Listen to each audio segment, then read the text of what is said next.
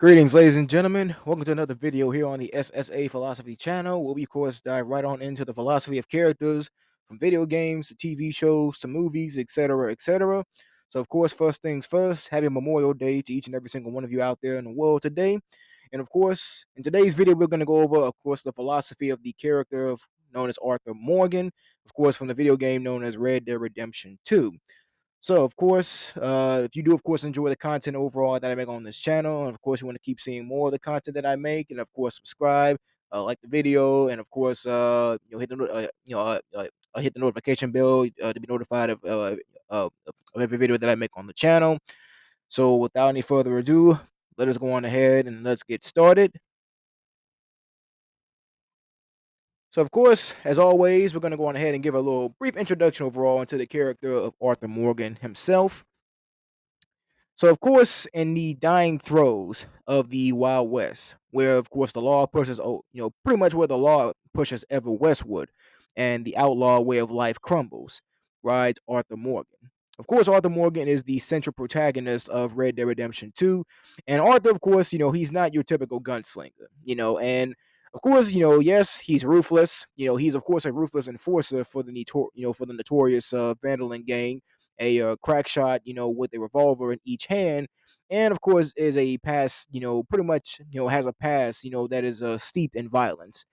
But really beneath this, calloused, exterior, it lies a complex soul, a man that is wrestling with the fading dream of the outlaw life and also a growing sense of morality.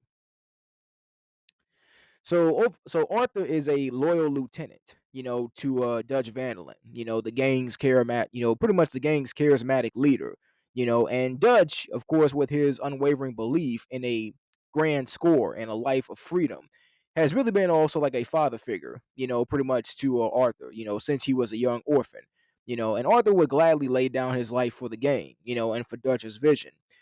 Yet the world around them, around the gang is swiftly changing, and really the tide of progress and civilization, it really washes away, the lawless frontier, leaving a trail of, pretty much pretty much leaving a trail of disillusionment, for those who resist. And Arthur, a man of keen observation and surprising intellect, he can't help but, see the cracks, forming in their like idyllic, outlaw existence.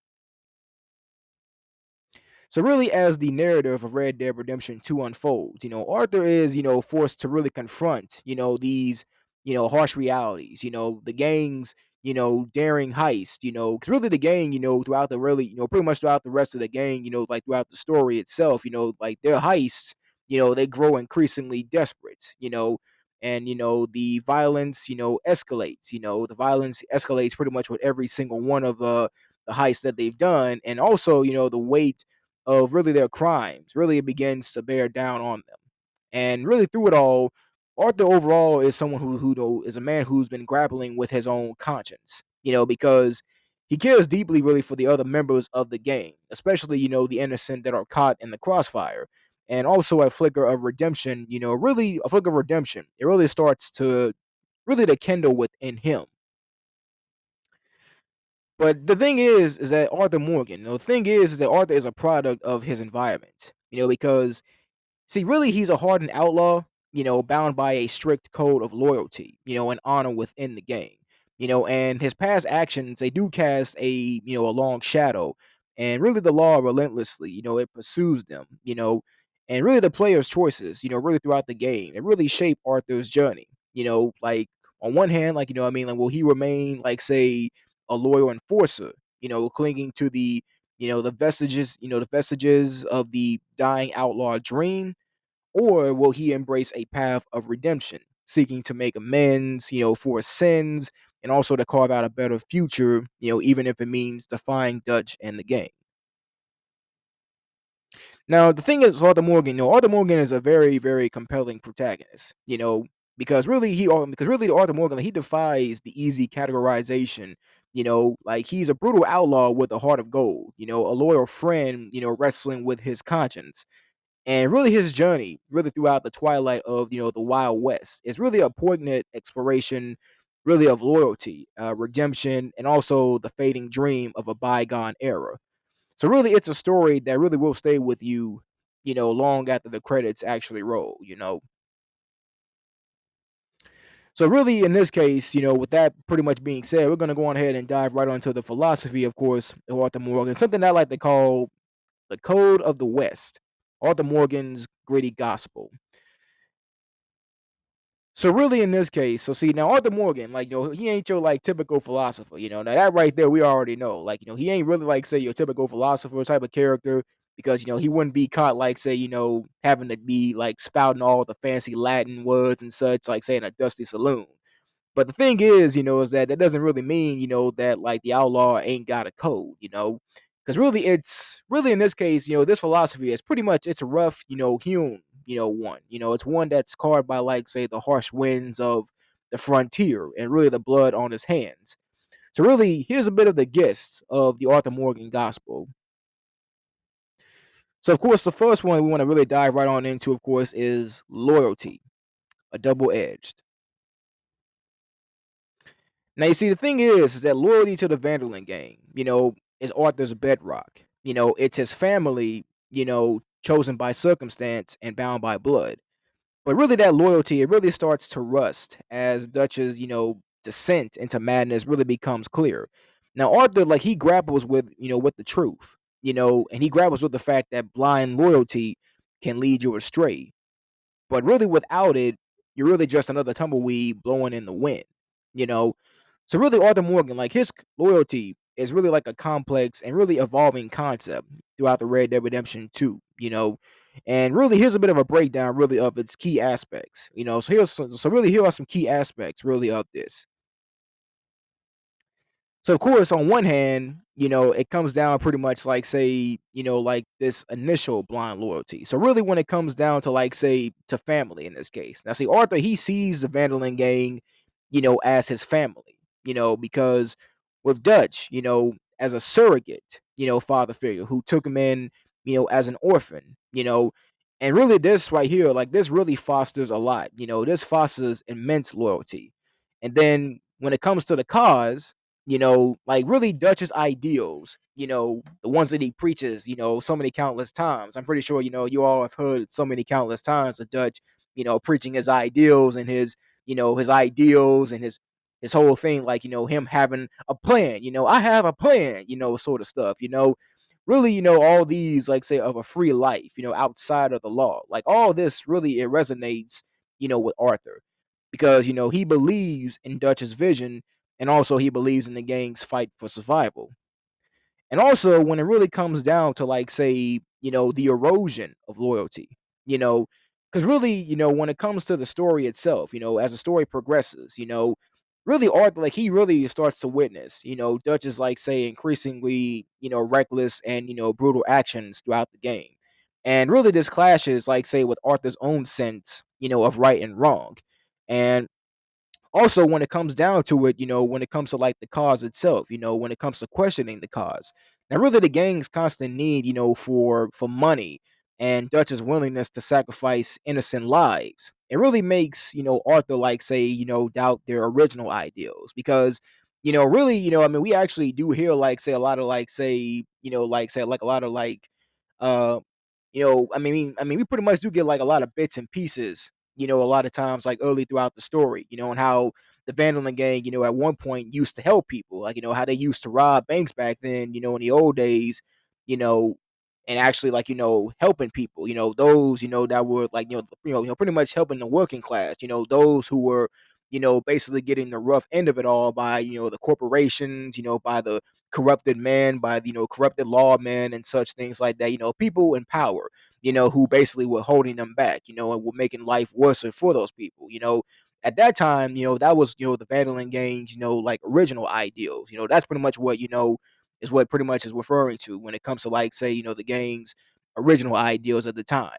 You know, and also really, in this case, when it comes down to it, like, the gang at one point, they actually overall fought for something at a time that actually was, really at a time you would even say it was something in which, on one hand, them robbing banks was bad, but the intention behind it, and giving money back to those who were getting taken down and were getting wrecked, by corporations themselves and by like the like say the most powerful man in America around the time period that Arthur Morgan and the rest of the Vandalin gang had grew up in, was really just overwhelming. So them fighting back, so pretty much them fighting back against it, it was an ideal, really like say a very important ideal at that, that really like say was one that was embedded really when it came to Arthur and really the rest of the gang entirely. So really that's very important really to know, you know, and really, when it comes down to it, like, the ultimate lesson of it all is really, being loyal to really what matters. Now, really, this really like say this like because really this iconic line, now this line actually comes like from Arthur Morgan himself, pretty much, like the mission where, him and John, I think they were blowing up like some railroad tracks. I think, almost like near like say the game where Arthur, has tuberculosis and whatnot. The most important line really that Arthur really said, the most iconic one at that, if not one of the most iconic, and such, is really to be loyal to, pretty much be loyal to what matters. And that's what he says to John. And really what this really is that this really like say is Arthur, pretty much reflecting his like final realization. And what he really overall reflects on this and what he realizes, of course, is that loyalty, it shouldn't be blind. It should be directed towards those who deserve it, and the things that truly matter. And those things that truly matter are honor and compassion and ultimately redemption. So really Arthur's journey, really it's a powerful exploration of how, loyalty can be challenged and redefined, really by like say a changing world and personal growth. And also another thing we want to dive right on into when it comes to Arthur's philosophy really is that, redemption ain't pretty, y'all. Redemption ain't pretty. So here's the thing. Now, Arthur. Now the thing is this: Arthur, he's not a saint. That we all, I guess, I mean, now that we can all agree with. He's not a saint. He's done a lot of dirt. He's done plenty of it. He's done a lot of bad things. I mean, he's done things like he's robbed people, he's killed people. I mean, like nobody is not denying that. I'm not denying it. I know you're not denying it. But really, unlike Dutch, the thing about Dutch is that, I think what really differentiates, I think what really differentiates between Arthur and Dutch in this case is that Dutch, Dutch is a man who pretty much in this case, he chases like, say, a dream of glory, even as like, say, it crumbles to dust, and Arthur, like, he recognizes, like, say, his sins. And that's the thing. Like, Dutch, like, he always is like the kind of guy who will try to justify and make excuses and such about, why the gang does this, why the gang does that and such, But Arthur, like, he recognizes it. Like, he recognizes the fact that, that they're not good people, that the gang are not good people, that they done bad things. And really the most iconic line, like, well, honestly, like, I think one of the most iconic lines, I think that, Arthur says to Dutch, I think it was in a mission called the New South. And what he said to Dutch is this, like, and this is really overall what really separates, Arthur and Dutch completely, like, say, that they're both different in many ways. Like, Arthur's a kind of guy overall, like, he's like more of a realist, and Dutch is a dreamer, and this pretty much overall is a line right here. The line basically saying that Arthur, because see, Arthur, he says to Dutch in this case, in this mission, that, that we're thieves, in a world that don't want us no more. And Dutch, on the one hand, says, we are dreamers, fighting in an ever duller world and such, giving his, his usual flannel, so to speak, And the thing is that, that really overall is like one, I mean, that right there overall is like another, like, say, like another part overall that separates, and differentiates, Arthur and Dutch really well. Because see, Arthur, like, he finds, like, say, this sort of silver of redemption, like he finds a bit of silver of redemption in helping those that are weaker than him, and protecting Marston's family, John Marston's family, and also like leaving, like, say, pretty much, and leaving a better path, for the next generation. So really, redemption, for Arthur, really is a choice that you make every damn day, really, and really it's not like some sort of grand gesture, really, and it's like that's the thing, because really when it comes to Arthur and Dutch, Arthur overall is like really somebody who really is really in this case is like when it comes to the choices that you make choices every day. Those choices are not some sort of grand gesture. And Dutch, he pretty much makes those like say choices like say as if they're like a grand gesture of sorts. While Arthur, on the other hand, he doesn't. So really, it's like this. So really, the campfire crackled, casting like say the flickering shadows on Arthur's weathered face, and then you have Dutch's like ramblings about Tahiti, faded into the night, and really it's replaced by like say a gnawing cough that left a metallic tang, like say in his mouth, and that's redemption.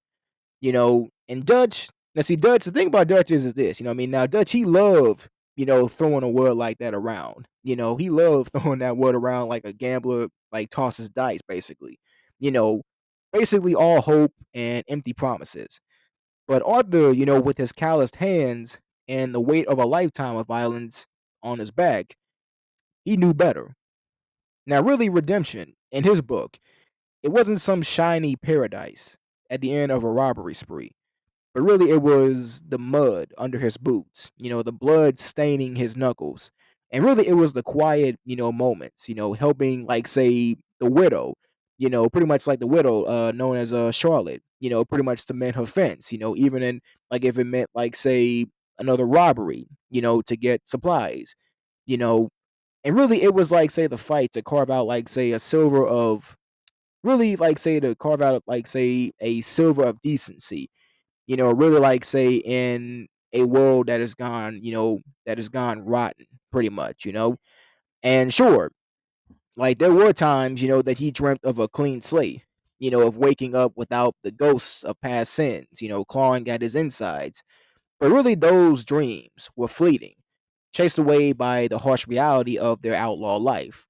And the law wouldn't forget, wouldn't forgive. So really redemption for Arthur, it wasn't really about erasing the past, but really it was about facing it head on. Doing what little good that he could before, before the darkness had closed in.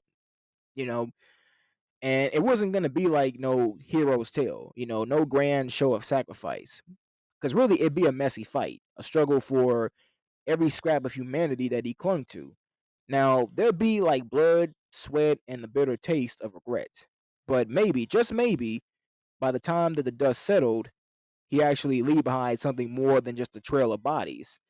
But maybe he could actually show that even an outlaw, that even an outlaw, a killer, could actually find a silver of redemption, really in the muck. And really, it wouldn't be pretty. It wouldn't be clean. But then again, neither was life on the frontier. And also, another part we want to go on ahead to focus of Arthur's philosophy really is that the world's a harsh teacher. Now, what does this really mean exactly? Well, really in this case is this. Now, see the frontier, especially like around like in the 1800s, especially 1800s for sure. It doesn't like say, well, really it didn't offer like a sugar coated, like say, these sugar coated lessons. Really, the frontier is a brutal place where survival is the only law. And Arthur, like he's seen the world take and take, leaving folks like withered husks because he understands the need for toughness, for a hard shell to protect, what's soft inside. But really, that hardness, it can't snuff out compassion entirely. Like you wouldn't call it like say a classroom, but really this life, you know, like there's no desks, there's no books, nothing but the grit under your boots and the sun just beating down on you. So really the world's a harsh teacher, all right. It doesn't offer like say no explanations. The thing is that you screw up, you get a bullet in your gut, and you show weakness, then the vultures pick at your bones. So really, the thing is that harshness. The thing about harshness is that it breeds something, And what does harshness breed exactly? Well, it breeds resilience. Because see, really, you learn to read the signs. The way a hawk circles overhead, or the chill in the wind, whispers danger. You learn to take what you need. Because kindness ain't always the answer out here. It ain't always like say the easiest, like say answer, like say when it comes to like the frontier itself. Like the world's a scramble, and sometimes the only way to get yours is really to take, really is to just to take it. Now, that don't really mean like say that there ain't like nothing but, claws and teeth, cuz see folks they do good in this world. They help others even when it puts them at risk. And like Dutch, like he tries to hold on to some dream of a better life, a Tahiti, where things might be different. But reality has got a way of stomping on dreams, you know, just like it stomps on fools. So maybe that's the real lesson here. That the world doesn't owe you nothing. And not a happy ending, not redemption, but really it gives you choices. It's like you can choose to be cruel, to be selfish, to let the world harden you into something ugly. Or you can choose to fight back, to show some goddamn mercy, even when it's hard. So really you can choose to leave your mark, not with blood, but with something that actually matters. Now, see, the thing is this: the world is a harsh teacher, but really, it's the only one that we got. Really, it's up to you, and what you learn from its lessons. You can be like a hardened outlaw, or you can try and be something more. That's choice. That choice. Well, that's like the only freedom overall that we actually really have, like in a harsh world. And even today, that's how. I mean, that's kind of like how it is even today. Really, when you think about it, it's how it even be today. And also another part we want to also focus on in this case is that nature's the only true constant. Now the thing is this is that the world may be changing, but the law may be tightening its grip, you know, but the land itself, the land that remains. Now see Arthur he finds solace in nature, in the quiet whisper of the wind, through the pines and really the unyielding strength of the mountains. And really it's a reminder that some things are bigger than men and that their squabbles, a grounding force in a world that is spinning out of control. Now, Arthur, like he seeks peace and he seeks clarity in nature. He often escapes the chaos of the game, to simply be in the wilderness, gazing at the vast landscapes or studying wildlife. And really what this suggests like say really a deep respect, for the natural world as a source of balance and perspective. Now, thing is, Arthur, like he acknowledges the raw power and unpredictability of nature, because he can be awestruck by a raging storm or the beauty of a sunset, recognizing a force that is far greater than himself. Now, really, as an outlaw, Arthur, he operates under, like, say, a survival of the fittest mentality, because he hunts animals and he uses the environment for his own benefit, pretty much reflecting the harsh realities of the wild. And really the game portrays like say the rapid industrialization and pretty much encroaching, on the wilderness, and Arthur like he can express, the sadness at the destruction of natural habitats, hinting at a conflict between his outlaw way of life and a desire to preserve nature's beauty. So really, in this case, so it's really in his final chapter. Arthur, like his connection, with Nathan, it actually strengthens a lot because he helps John escape with his family. Seeking a peaceful life out west, away from the encroaching civilization. And really, this selfless act, it really suggests that he sees nature as a refuge and a path to redemption. So really, in essence, this part of Arthur's philosophy, it really is like say, when it comes towards nature, is really a mix of pragmatism, respect, and really it's a yearning for a simpler life because he both utilizes and appreciates the natural world, reflecting on its power while grappling, with the consequences of human impact. And also another part of Arthur Morgan's philosophy really is, to leave your mark, but tread lightly. Now the thing is that the past is a heavy burden for Arthur Morgan, because he knows that the gang's legacy is one of violence, but he also witnesses acts of kindness, of unexpected beauty. Now, the thing about Arthur is that a lot of people know this, is that he keeps a journal, one in where he keeps, like, say, a record of the world around him, both the good and the bad. And really, it's a way. really it's a way of leaving his mark in the world, a testament, to the life that he lived without, tipping the scales, like say too far towards darkness. So really Arthur, like, he craves a life of significance. He wants his actions to have a lasting impact, whether through helping those in need, pulling off daring heists, or leaving a legend as an outlaw. Now, the thing about Arthur is that he wrestles with his violent past, because he can choose to leave his mark by helping people and making amends, seeking a kind of redemption, really.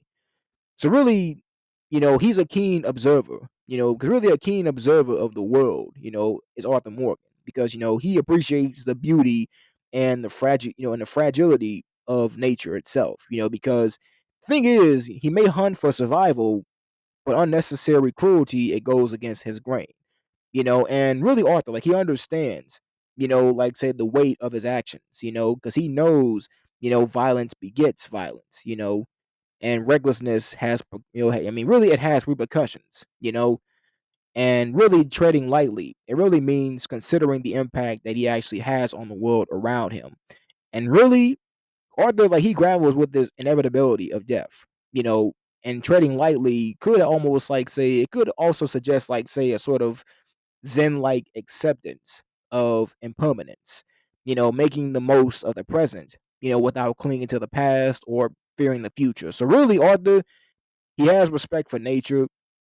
He also understands, the weight of, the consequences. I mean, he understands the consequences of his own actions, and also he also overall understands, really the importance, really overall about, having to, to let go, you know, to really just let go and really to, not let, like, really just like, really in this case, to just let go and not let the past, really define him and who he is ultimately as, as a person, as a human being.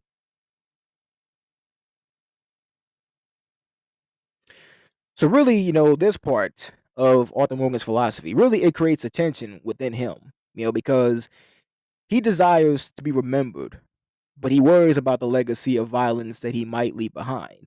Because he seeks redemption, but can't escape the outlaw life entirely. Ultimately, though, it's up to the player.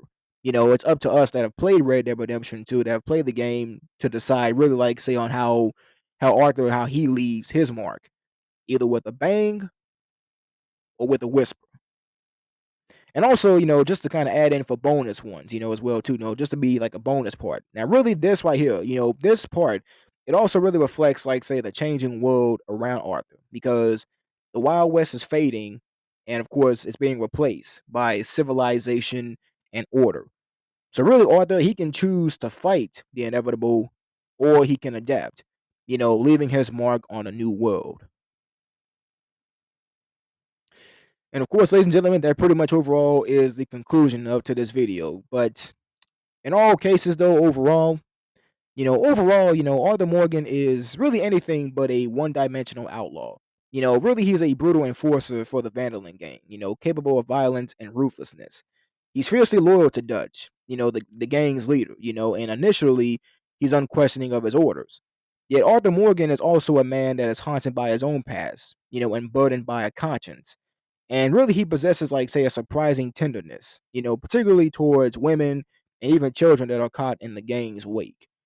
So, really, this duality is really like really essential, to what makes Arthur such really a compelling character, because, really thing is because is that, throughout the game, Arthur, like, he grapples with the brutality of his outlaw lifestyle, because he questions, the gang's increasingly violent actions and Dutch's fading idealism.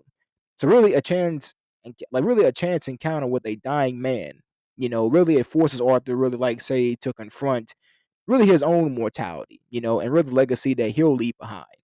And really this introspection, it really awakens, like, say, a yearning, for redemption, really a desire to do some good before really his time runs out.